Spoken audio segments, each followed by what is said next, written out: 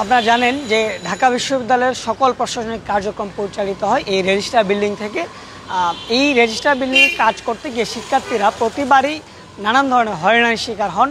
একদিকে ভর্তি বা অন্যান্য কাজগুলোর জন্য ডিপার্টমেন্ট থেকে রেজিস্ট্রার বিল্ডিং থেকে হল বিভিন্ন জায়গায় ছোটাছুটি করতে হয়, দৌড়াদৌড়ি করতে হয়। আবার এই কর্মকর্তারা বারবার বলেন যে আপনি লাঞ্চের পরে আসুন, বা এক টেবিল থেকে আরেক টেবিলে, এক রুম থেকে আরেক রুমে পাঠানো হয়। তাহলে এই যে হয়রানিগুলির বিরুদ্ধে আমরা দীর্ঘদিন ধরে সোচ্চার ছিলাম, অন্যান্য শিক্ষার্থীদেরকে সংগঠিত করার চেষ্টা করেছি। আমরা এই রেজিস্ট্রার বিল্ডিংকে আধুনিকায়ন করার দাবি জানিয়েছি। সামনে ডাকসুর মাধ্যমে রেজিস্ট্রার বিল্ডিংকে আধুনিকায়ন করার দাবি জানাবো, এবং এই যে টাকা জমা দেয়া বা কাগজপত্র জমা দেয় সেগুলির ক্ষেত্রে অ্যানালগ পদ্ধতির পরিবর্তে আধুনিকায়ন করা, এবং সেক্ষেত্রে ইআরপি সিস্টেম ব্যবহার করে সেই আধুনিকায়ন করার দাবিটা আমরা জানাবো।